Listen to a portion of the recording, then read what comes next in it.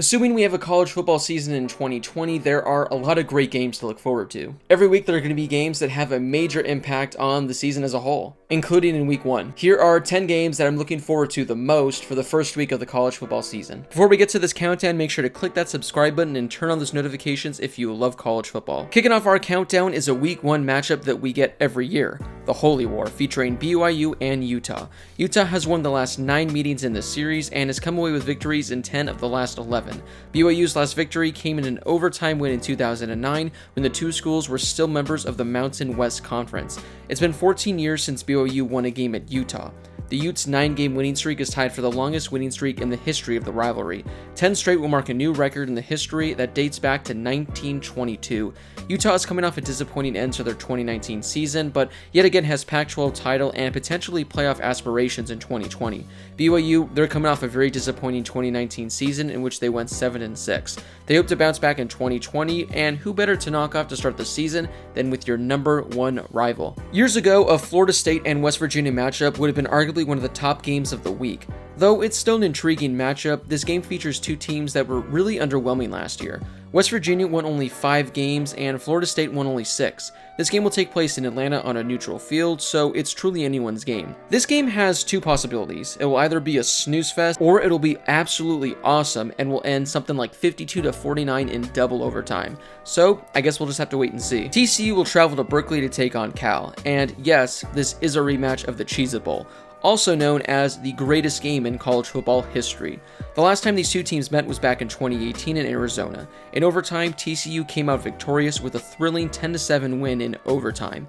Cal looks to build on an impressive 8-win season from last year, and TCU looks to try and go back to the winning ways after a disappointing 5-win season in 2019.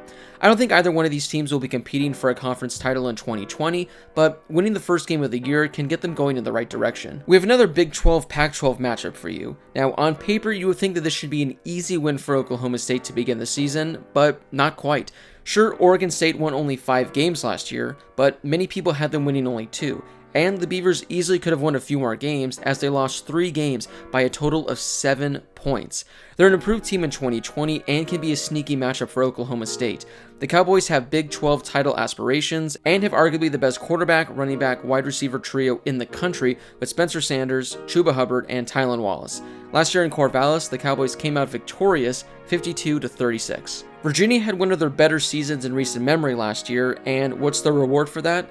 A Week 1 matchup against Georgia. After playing in the ACC title game and Orange Bowl in 2019, I'm not sure the Cavaliers will be able to replicate what they did last year, but they'll still be a tough Week 1 test for the Bulldogs. Yet again, Georgia has their eyes set on a national championship in 2020. We'll also get to see the Georgia debut for their brand new starting quarterback, Jamie Newman. Jamie Newman transferred from Wake Forest and is already one of the early favorites to win the Heisman Trophy this year. Anytime you have Lane Kiffin coaching a game, it's already must-see television. He'll make his Ole Miss coaching debut against Baylor. This game will be played on a neutral field in Houston. It'll be exciting to see how Ole Miss looks under Lane Kiffin as they look to potentially make some noise in the SEC this year. Baylor's coming off an impressive 11-win season and looks to make another push at the Big 12 title game. Dave Aranda takes over for Matt Rule, so it'll be interesting to see how Baylor looks in 2020 under a defensive-minded coach. If UCF wants to make a case for making the playoff, they'll have a prime opportunity to do so in Week 1 against a North Carolina team that can very well make the ACC championship. The Knights won 10 games last year, but it seemed like a disappointing season for them. Dylan Gabriel was one of the best freshman quarterbacks in the country last year, and he'll look to lead UCF back to a New Year's Six Bowl.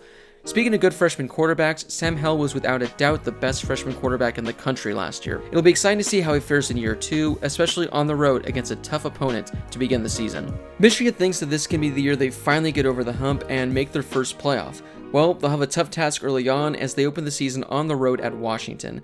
The Huskies went a disappointing 8-5 last year, but 4 of those losses were within 6 points, so they potentially could have been a Pac-12 contender. The Wolverines are 7-5 all-time against Washington, with the last game coming in 2002. Michigan visited Utah in Harbaugh's first game in 2015 and played in the Rose Bowl to close the 2006 season. The last time the Wolverines traveled as far as Seattle was the 2003 game at Oregon. With UCLA having been wiped out from Michigan's schedule, it's unclear when the next time we can see the Wolverines make a trip like this out west. This is a huge game for both teams and potentially can have early playoff implications. For USC's sake, let's hope this game against Alabama goes a lot better than their first one. For those that forget, back in 2016 when these two teams met, Alabama came out on top 52-6. If I were to bet a lot of money, I would bet it on USC not losing this game by 46 points. This will be an interesting matchup as I currently have USC winning the Pac-12 and potentially making the college football playoff. Alabama will have a brand new quarterback at the helm, but it's unclear right now as to who that'll be. Like USC, I think Alabama will be in the mix of the playoff hunt this year as well. These two teams can easily win 10 games this year, so it'll be fun to see who's able to come out on top and pick up the early season candidate for best win of the season. Now I know what you're thinking, I have an FBS-FCS matchup as my number one game of the week, but let me explain why. I think the Pac-12 title game will feature USC and Oregon, with the winner of that game going to the playoff, so I'm very high in Oregon. As you know, North Dakota State has been an absolute powerhouse in the FCS this past decade. They've had some insane winning streaks and have even taken down some FBS teams during the process. However, they have never faced a team quite like Oregon. Trey Lance has the chance to be a top 10 pick next year and can really cement himself as one of the best quarterbacks in the country with a win over the Ducks.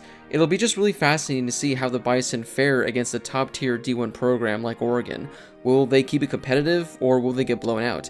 I have no idea, and that's why it's my number one most anticipated game for week 1. Well, those are the 10 games I'm looking forward to the most in week 1 this year. Which games are you looking forward to the most? And which games did I not mention that you think should be in this top 10? Leave comments down below and let me know. Once the season begins, I'll be doing weekly videos where I break down my top 10 most anticipated games for that upcoming week. If you're brand new to this channel, make sure to subscribe and turn on those notifications because if you love college football, this is definitely the channel for you. And if you enjoyed this video, make sure to give it a thumbs up. It really helps the video and it helps the channel grow moving forward. And plus, it takes only a second to do. As always, thank you guys so much for watching and I'll see you all in my next video.